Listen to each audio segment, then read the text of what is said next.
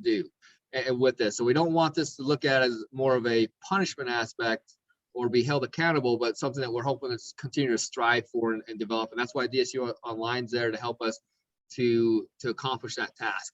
If you go at the very bottom of that document, you'll see where we got a lot of the resources and where we got a lot of this information. Like I said, we started out with kind of quality matters. And from there, we looked at other resources, talked to other institutions, and was able to fine tune a little bit of these best practices to help guide us. And so if you look at it, you can see the QM 6.1 at that 6.21. So we've tried to match up with quality matters, but we've also added a little bit of other aspects that we felt as a group, both DSU Online and DSU faculty and from insight from other organizations, of what would be the best for an online experience for our students. I think that's about all. Anything I missed there? I think that was a pretty good wrap up, and we just want to make sure you all have access to them, but we don't want you to get overwhelmed by 38 best practices. Certainly there will be time to review those. We're just going to focus on a few today. And I would like to add that, Terry, again, that's that idea that we're striving for. Like, you might not be doing all 38, but if you can focus on, like, 3 or 4 this year, and then add a few more next year. So we're constantly striving to become a little bit better at our craft. Excellent. And today we're going to focus on some of the most critical and those that are readily applicable to enhance your online teaching and your students' learning this semester. So most of these best practices today will revolve around some aspect of interaction. One of the strongest predictors of online student performance and satisfaction is interaction between the instructor and the learner. And so we'll focus on aspects of interaction, including teaching presence and monitoring. How do you monitor progress online and intervene when students are struggling? So just some supporting research about that statement that interaction is one of the strongest predictors of student success. Thanks to Dr. Deb Chatour and Mark Lundstrom, who worked with DSU Online and our learning design team. They gathered quite a bit of this research. And just to highlight a few, and notice when it says instructor presence, think of that as also interaction for now. Yeah, learner-instructor interaction, one of the strongest predictors of student learning and achievement, as well as their satisfaction with an online course, with the delivery method. So having that teaching presence and that communication with the instructor and that ongoing interaction is the key. So we'll be focusing on best practices that relate to those things. Just some background information. The theoretical framework that we're using is this community of inquiry framework, and it represents the process of creating a collaborative and meaningful teaching and learning process in an online environment through 3 interdependent dimensions of presence, including cognitive presence, social presence, and teaching presence. And then this 4th dimension, emotional presence, used to be a part of social presence, but this theoretical framework's been around for more than 20 years. Dr. Roger Garrison, or Randy Garrison, I believe, and his team in about 2000, 2001, this became quite a useful framework for working with online courses. It was based on John Dewey's pragmatic constructivism. So the core principle of the community of inquiry framework is that meaning and knowledge is constructed through inquiry, or inquiry as they would pronounce it up in Canada, and then collaborating and critically sharing thoughts and ideas with the members of the community. So really quickly, social presence is all about the interactions among the participants in the learning environment. That's teacher to student and student to student interactions. It's all about respect, trust, open communication, group cohesion. Dr. Garrison recommends that instructors develop social presence by not being too social, kind of the Goldilocks paradox, but letting it happen naturally. Then cognitive presence. That's the academic content and engaging of the mind in the online environment and the content. And discussing and reflecting on the content are core elements of cognitive presence. And then teaching presence. That's really the glue that ensures progress and stability in the learning community in terms of creating meaning and shared understanding in an environment of shared responsibility and control. The teaching presence consists of 3 sub-elements or dimensions. That's design, facilitation, and direction of the cognitive and the social processes, right? All with the goal of achieving those meaningful learning outcomes. Really quickly on teaching presence, a lot of it happens before the course even starts. That design and organization of the course, that's your planning, your forethought that go into building your course. That's with you as the instructor acting as the instructional designer or working with a learning designer here at DSU Online. Making sure that all your learning activities and assessments align with the stated learning objectives, and that your course is organized logically, likely with modules, so that students can navigate through it. And then facilitating discourse during the course is certainly critical to maintaining interest, motivation, and engagement of the students in active learning. We talk about facilitation. We'll talk about that in a minute under one of the best practices, but and then direct instruction. I highlighted this modified community of inquiry framework that includes emotional presence as its own dimension, just because of the times we live in. We're living in times when a lot of us are isolated and a lot of our students are isolated, and online learning can be very isolating. And so it's pretty important, this aspect of emotional presence, that students know that there's someone there that cares about them, cares about their well-being and their success.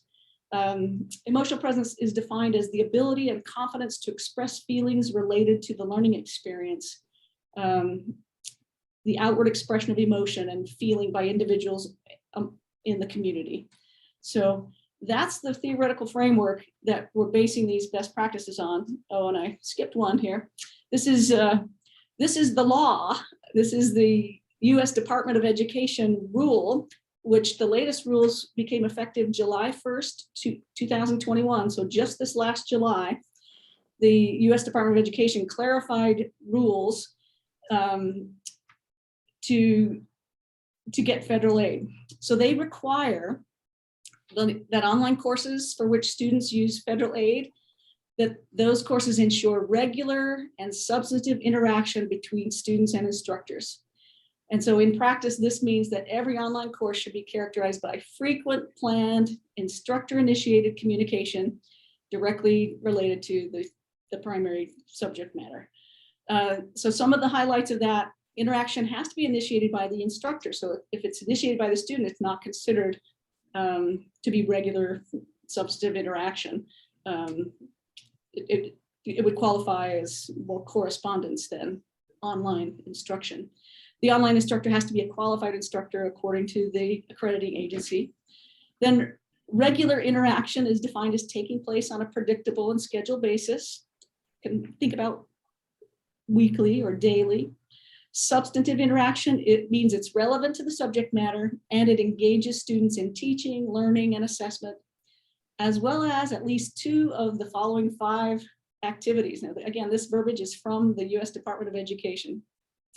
So these are the activities that constitute substantive interaction, which essentially by law or by rule of the Department of Education, if we want to continue to receive financial aid, if we want our students to receive financial aid, we need to make sure our online courses include at least 2 of these 5 activities: providing direct instruction, assessing or providing feedback on a student's coursework, providing information, answering questions about the content of the course, facilitating a group discussion regarding the content of the course, and then other instructional activities. So now we got through the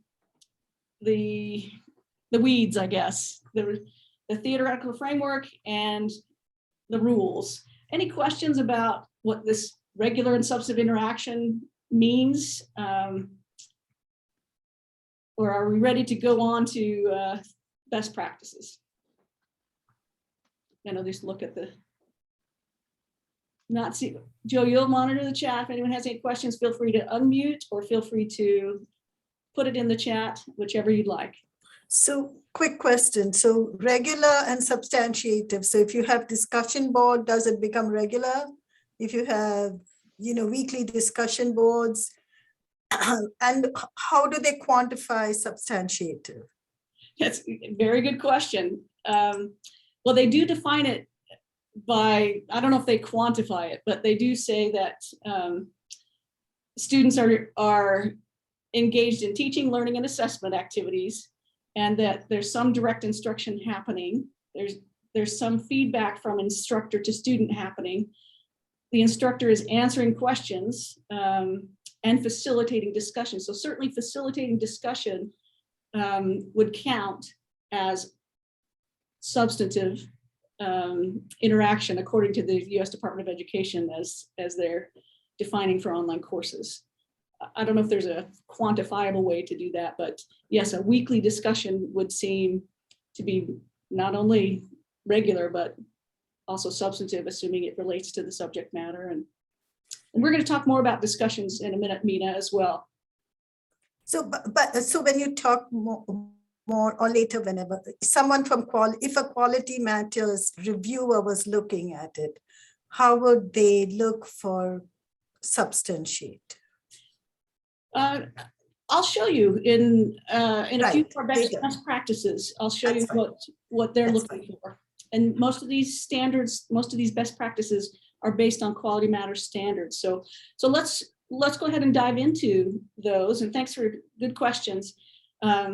Let's focus on 5 best practices related to interaction.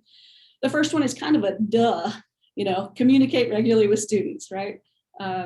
We should know that, but sometimes, and I know online teaching, sometimes 20 years ago, and even maybe during the pandemic, we get the information up there and we leave it and let students be on their own, but that wouldn't qualify as regular and substantive interaction. So communicating regularly with students is one of the most important things that you can do to spark student engagement and motivation. Announcements, let your students know that you're there. That's all part of presence, right? And that you're concerned about their well-being and their success. I think weekly announcements are excellent for fostering engagement, connecting to upcoming activities or assignments or other units. And I know Joe, I prefer announcements. He has used the email messages. I think you use the Canvas email system, right, Joe? Yeah, so I use the emails a lot more, and for better or worse, it's just what I'm used to and the way I like it. And I think the key to that is as long as we're having engagement. So however you do it is fine. The 2 most readily available opportunities are through the announcements or the emails. But that's one of the things, probably one of the 2 most comments I get on reviews is my interaction through emails, that they love the emails I send out, because I usually send about 2 emails a week. I usually send at the very beginning saying, hey, this is what we're covering. These are the due dates. These are tasks. And then I'll send another one, probably usually on Thursday, because my initial due dates are on Thursday nights.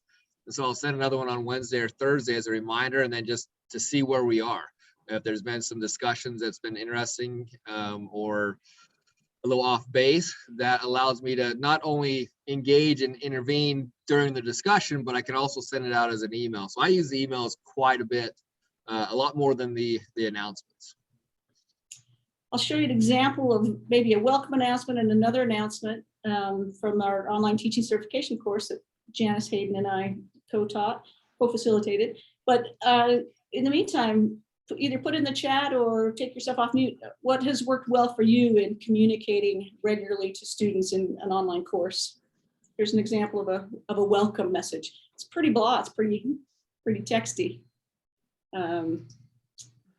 You might also do a welcome video, and my internet's a little bit slow right now. A welcome video, and you can do, and this was, I was talking to Robert Vickery before our presentation started. I know Dr. Stein does this, weekly video announcements that are just 1 minute long, maybe 2 minutes at the most. Students may not read that text announcement, but they might read the video announcement.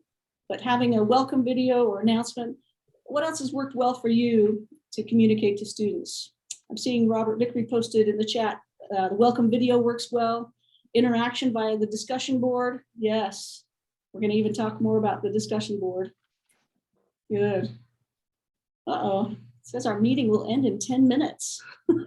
That's interesting. Oh. Interesting. I wonder if Huck or Jordan can ask about that, because I'm using the DSU online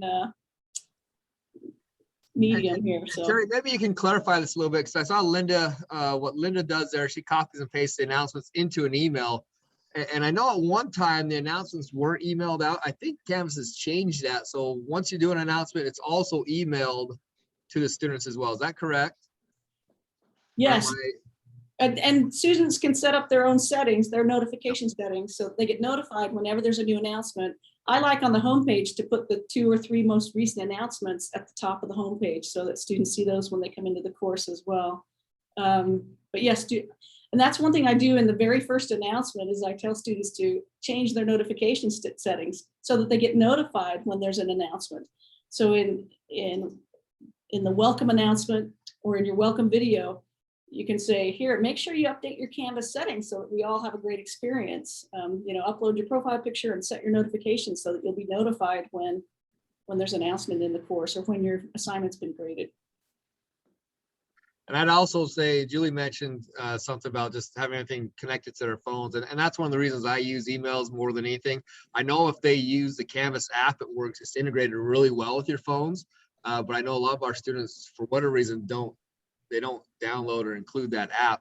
And so, but their email is connected. And so again, that's another reason I use those. But again, I think the purpose of this, as long as you have that regular communication, whether it's through announcements, text, or emails, as long as it is occurring on a regular basis. Yeah, great. Okay, let's move on. Our meeting might be ended in 10 minutes, so we'll move on. Best practice number 2 that we're focusing on today, monitor progress and intervene as needed. This best practice can be difficult online, but there are some tools, right? By the way, this is also part of the U.S. Department of Education rules that the institution expects instructors to monitor each student's engagement, their participation, and to substantively engage with the students on the basis of that monitoring. So that's Department of Education wording again. Certainly early warning intervention for students at risk of failing their online course is becoming increasingly important as students have been isolated somewhat with the pandemic. Research has shown that students who show high levels of engagement and participation are less likely to be at a risk of failing. Unfortunately, that a lot of that interaction data can be gleaned from Canvas, from the learning management system.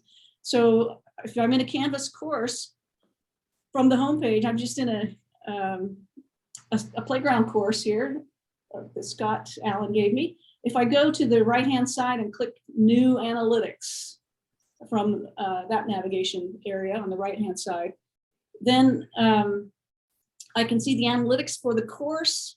I'm probably not going to spend much time on this, but it's wonderful. You can also see the analytics for each of your students. You can click on a particular student. You can see how many times they viewed the page, how many times they participated, meaning did they submit a quiz or an assignment or participate in a discussion by posting. You can actually then click on each student and see how they did on each assignment. You can see when they communicated with you. Looks like the student hasn't done much. So this probably isn't a great example of analytics, but if you have questions about using analytics, you can contact Scott Allen, or you can contact a learning designer here at DSU Online or the Center for Teaching and Learning to use analytics to help you see how your students are doing and to catch those students at risk. If we have time, I think I would like to show, let's show one. Yeah. This is our new orientation to online teaching course. And there's an example in here that's actually a real example that I'd like to show you. Professor Kim's experience on reaching out to a student that was struggling.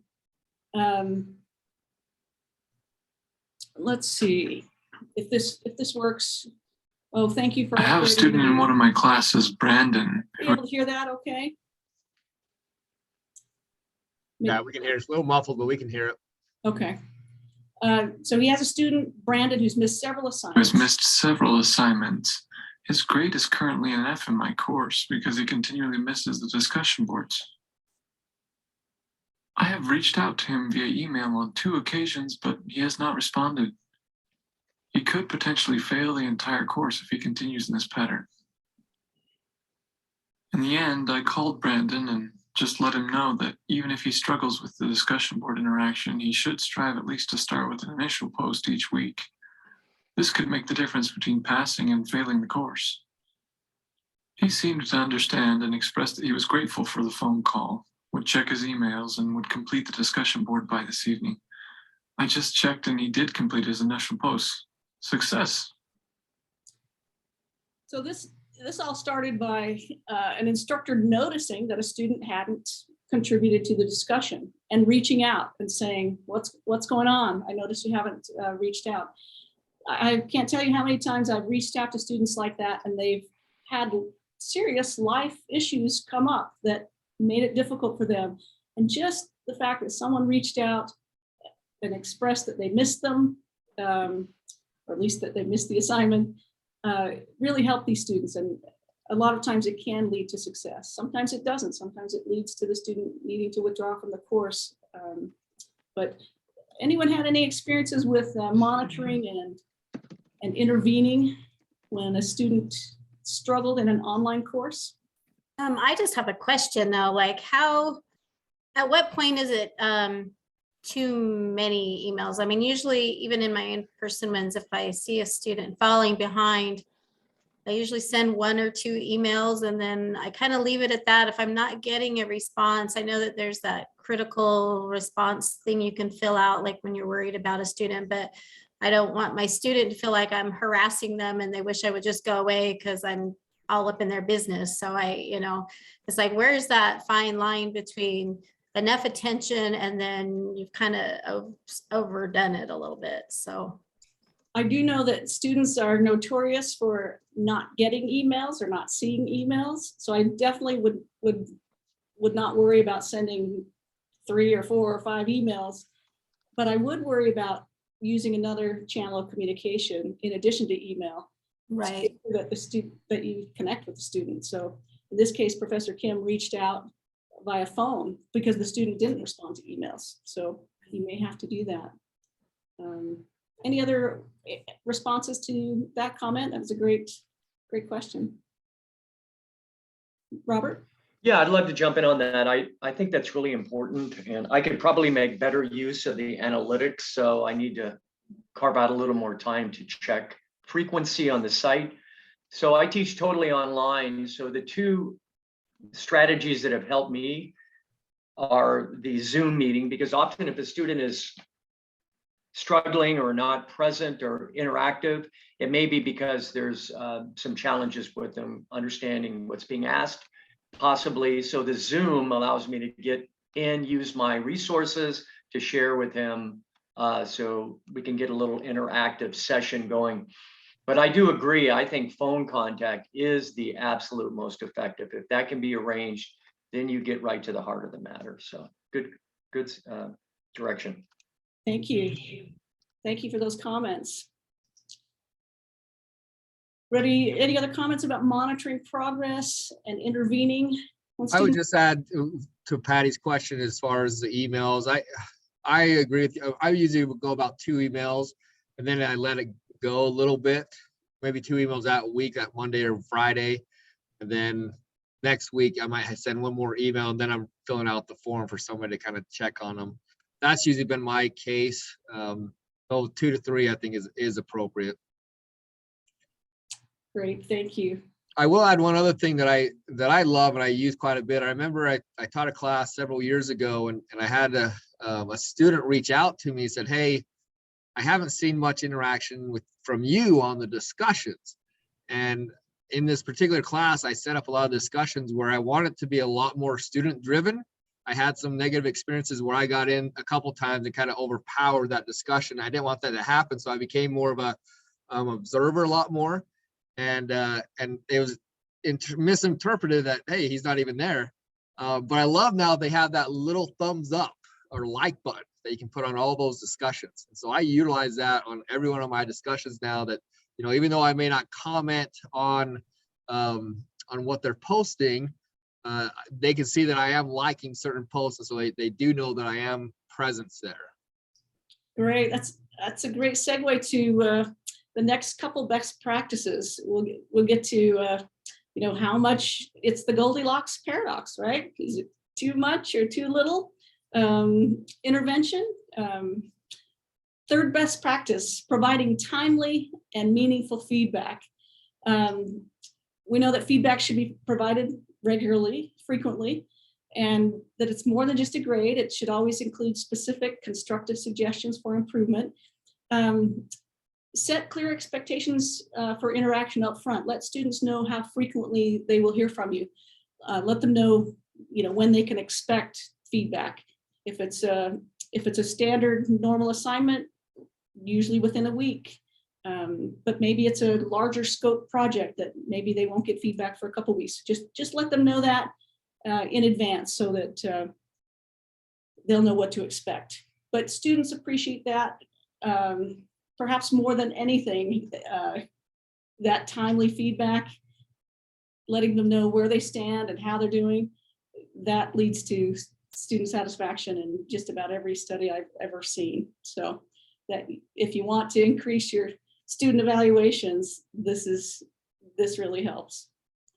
And I think that one of the big parts of this is just setting that expectation of you clearly communicating, hey, I'm planning on having discussions graded. If they're due on Wednesday, I hope to have them graded by Friday or by next Monday.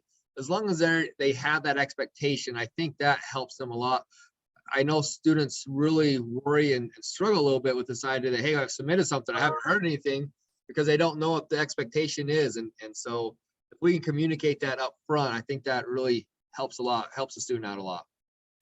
Great, thank you. And I'm noticing in the chat, Robert said he used the speed grader to give feedback. That yes, the speed grader is a wonderful place to provide that feedback. It makes it very easy. Okay, any other comments on providing timely and meaningful feedback? Or if this one also relates to timeliness. Best practice number 4, respond promptly to student questions. This is actually a DOE, I keep saying DOE, but US Department of Education rule that instructors are responsive to students' requests for instructional support. Again, set those expectations up front. Let students know how frequently they will hear from you. So if sometimes students expect an immediate response, I've always let students know, you know, I typically will not respond if you send an email on Sunday. I probably won't respond till Monday. And on holidays, I won't respond. So as long as you let them know up front, otherwise they will expect you to respond quickly and within 24 hours likely. Any experience or comments about that? Some teachers feel like they have to be available to students all the time, 24/7. And that's great for that instructor and great for those students. I'm not one of those instructors, and I don't think you have to be one of those instructors. Just set the expectations, let the students know how quickly they can expect a response from you. Okay. Teri, can I just jump in real quick? Because Yeah. Julie asked a good question. Has anyone used the recorded messages for feedback? And I have used that. Whenever, and I use it sparingly, just because it does take a lot more time to create those sometimes than typing. But if I ever require my students to do presentations online, always my feedback is also in a video message back to them. And so I have used that, and my students, I think, have thoroughly enjoyed that. I obviously make it a little bit kind of goofy and funny sometimes based on my comments, based on how they present it. And so I can kind of tie into their personality a little bit. And like I said, they seem to really enjoy that extra video interaction. Excellent. Great question, Julie. And I'm interested to know if you've had experience with it too. You know, there's some studies that say you can give 7 times as much feedback in a 1-minute video response than you can in giving a text response that's just a couple paragraphs. So yes, video feedback can be wonderful, and students can really appreciate that. And I find when I have a lot of feedback to give, I often will go to the video rather than text. So, okay, any other comments? I would add also, one of the things I try to do, because sometimes I can write it out a little better as far as what they need to improve on. So sometimes I've actually done, here's the positives in the video talking about it, and then I'll say, and see the comments below on where you can improve. And so that way they can go back and especially if they're building on like a paper that's continually improving or rough drafts, they can go right back to the comments really easy and quickly see what they need to improve in, rather than going to the video and, okay, I got to get to minute, you know, or 37 seconds is when he talked about how I can improve it. So I've kind of used a combination of those where I focus on the positives in the video, and then I'll add the constructive criticism at the bottom of where they can improve. Good point.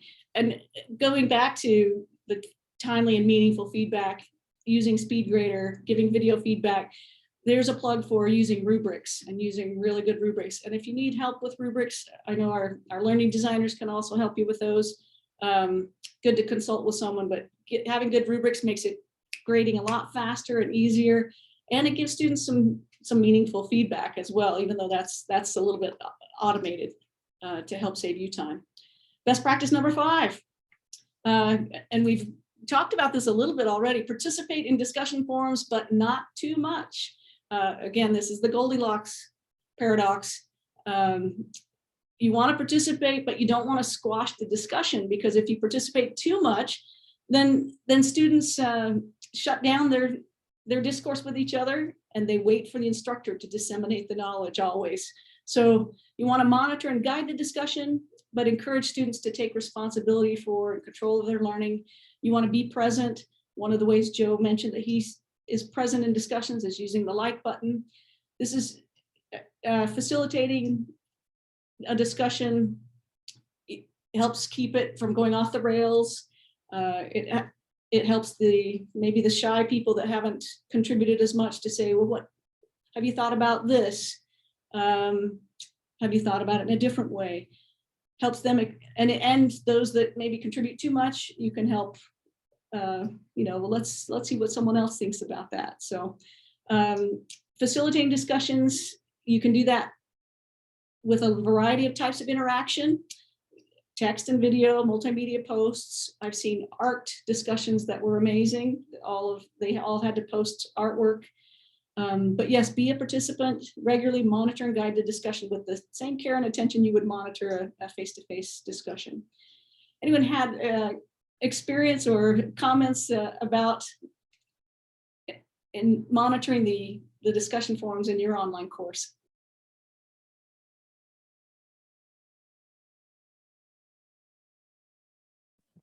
I'll jump in here. Yeah. Yes. I usually say what I'd like to say as far as background material and pointing them in a direction. Of course, I teach geology, and a lot of the discussions we have, there's no right answer about mineral use, environmental issues, things like that. And I really get a lot of mileage out of those where there's no right answer.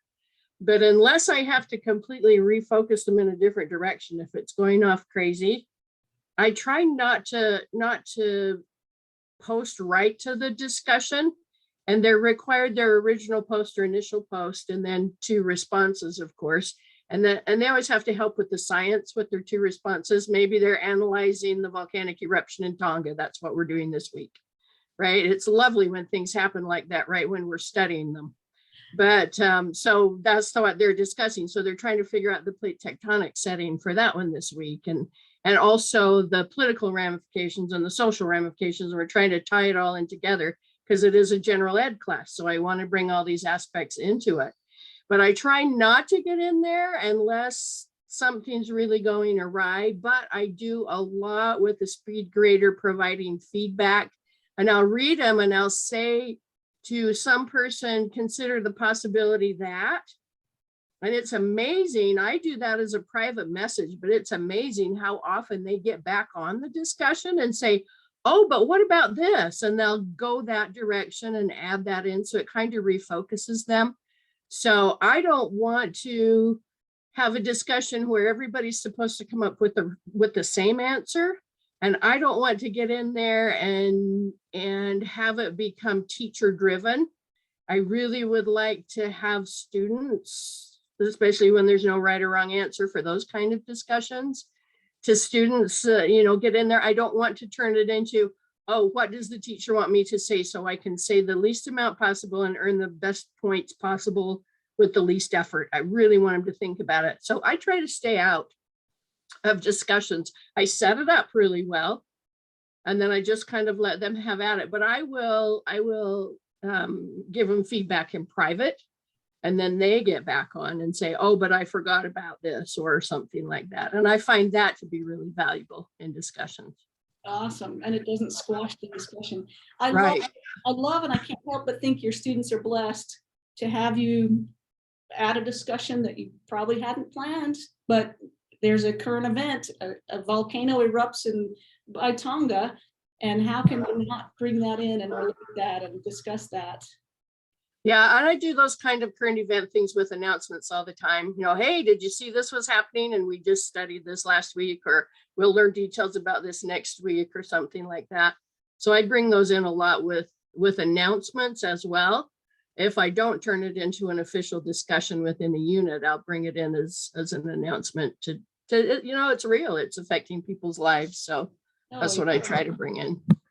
What a great way to make connections to help your students make those connections to current events with what they're studying. So awesome. I think announcement is a great forum for that.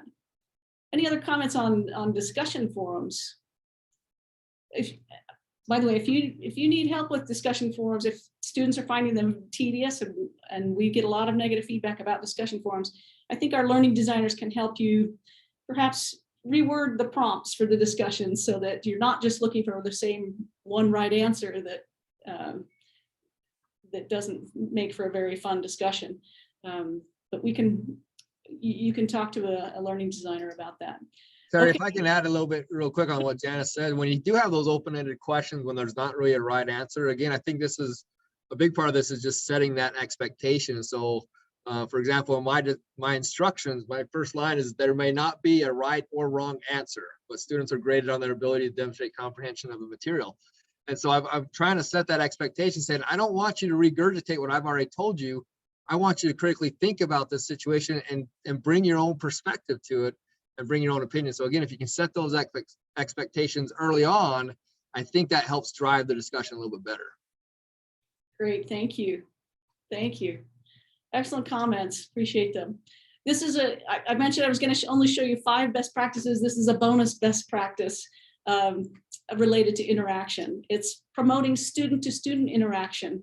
There is a plethora of research evidence about social learning and about the importance of building relationships in an online learning environment, and how doing that has such a positive impact on student learning and satisfaction. So make sure that when you're planning your online courses that you allow and you design in opportunities for the students to interact with each other.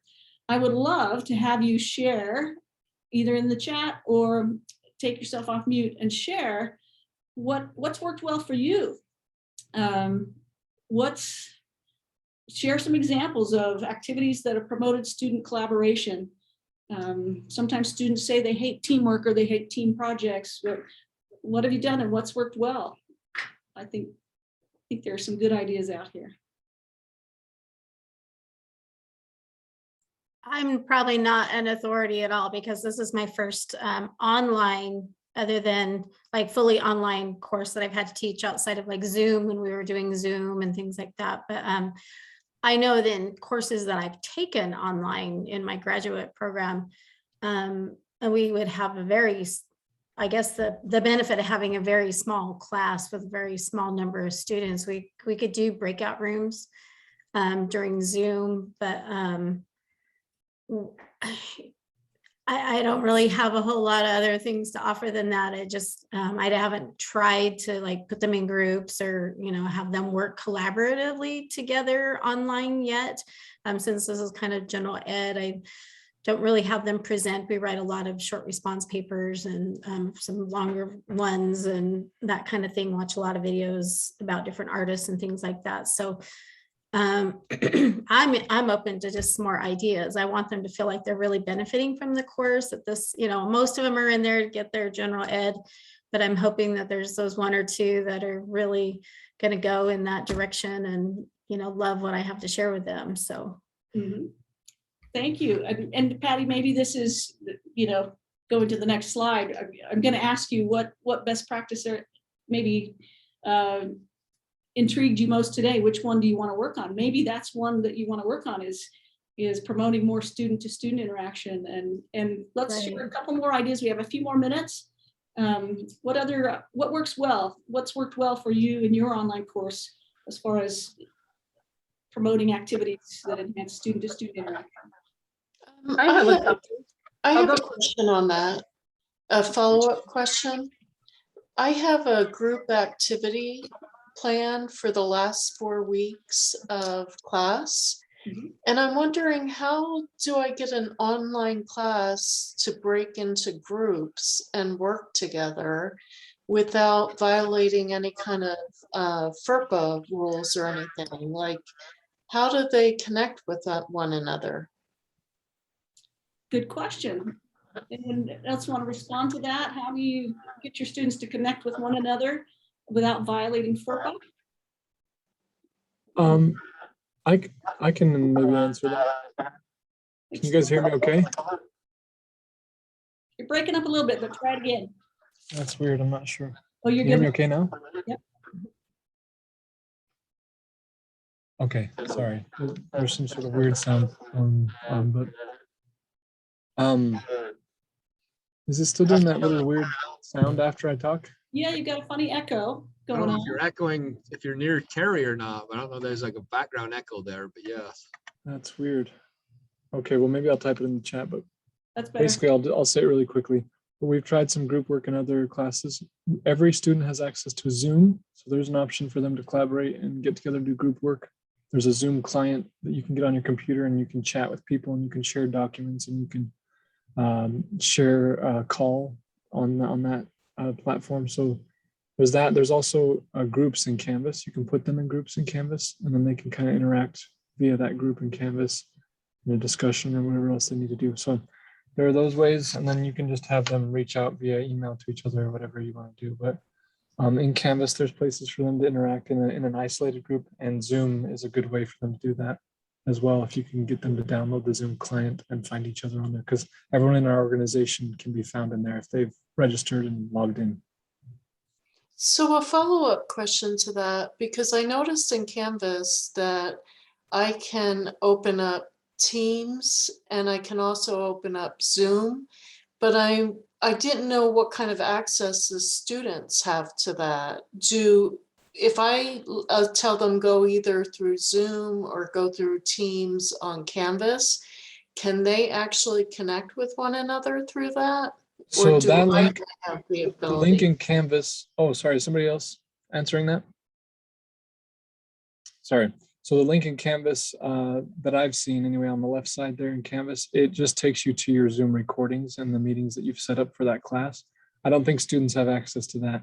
The thing I'm talking about is it's a thing you go to Zoom and download, and then you sign in through your university account. So you go to single sign-on and you log in that way. And then it gives you access to this kind of Zoom. It's kind of like Slack or messages. It's kind of like a home base for all your messaging with other people and videos and stuff like that. So it's a little bit different than the Canvas link. Okay, thank you. I'm going to show my Zoom, but we'll move on. Excellent comments. Now, by the way, Jordan Ellsworth is a learning designer with DSU Online. And so he is a great example of when you need help, or when you want to consult with someone, what's the best way to do this? How do I promote student to student interaction, and what tools can I use? If that's the best practice you want, I would say if you want assistance, consult with a learning designer. And Jordan is a great example of that. Let's see if I can find our learning design page. So this is the DSU online page, online.dixie.edu. And there's a well-hidden page for faculty, but it's faculty support. And you'll notice there's an option that says meet with a designer under course design. And you can actually meet with a learning designer. Maybe Jordan or Huck could put that link in the chat for us.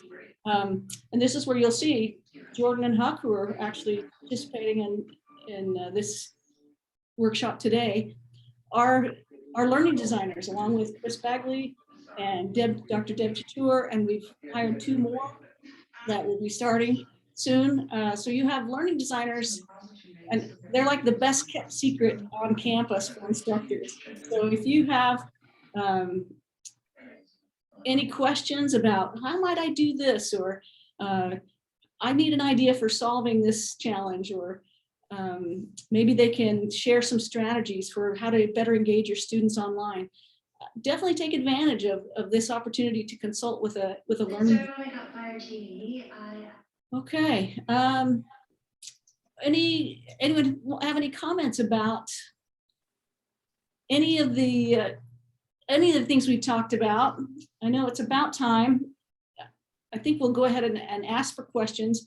I don't know if Jordan or Huck or Mark wants to comment on this opportunity to consult with a learning designer to get help with implementing any of the best practices for online teaching. Feel free to comment as well. I would like to go ahead, Jordan, and then I'll give you some homework as well.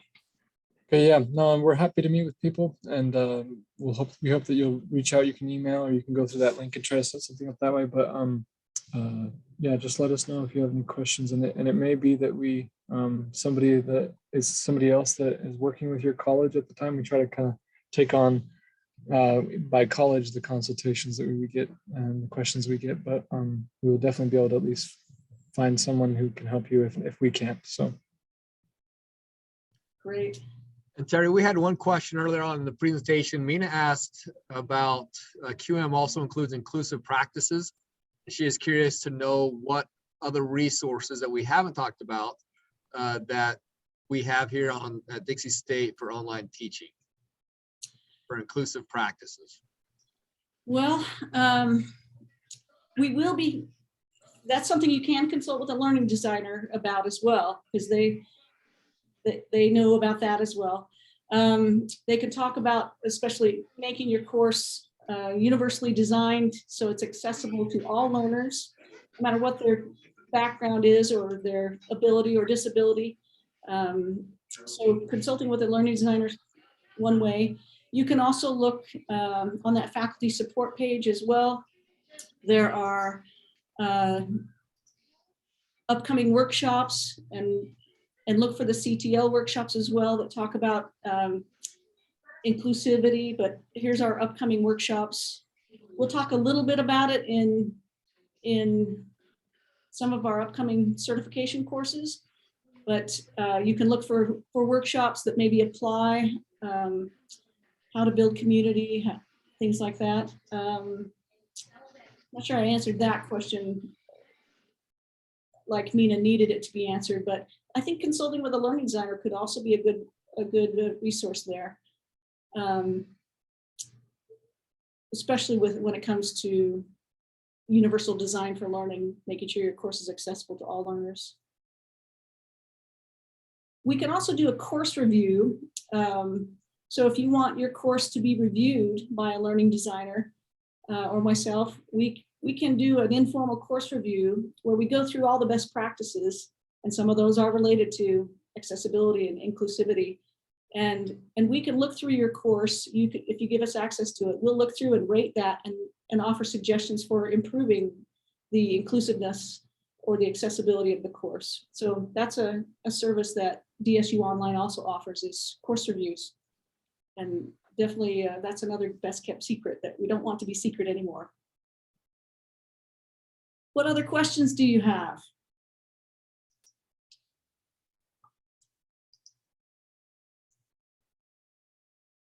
Okay, I know it's about 3 minutes left. We answered all the questions in the chat, Joe. Okay, if those of you who want to stick around, I wanted to tell you that about opportunities to earn new certifications that are coming up soon. We had the old OTC course, or the online teaching certification course, and we're essentially chunking that existing course. That course took 45 to 60 hours to complete, and we're replacing the old online teaching certification program with 3 levels of certification. First, an orientation to online teaching that will be required for all new instructors before they teach online. And then a second opportunity, what I think most of you will be interested in, is an essentials of an online teaching certificate that is encouraged for all faculty who teach online. And this is where you'll get a chance to apply the best practices as you document them. And as you do so, you will be eligible to earn this certificate. The third one is recommended. You'll become a peer reviewer and help your colleagues be able to review courses and improve their online teaching. This is essentially an outline of the orientation to online teaching.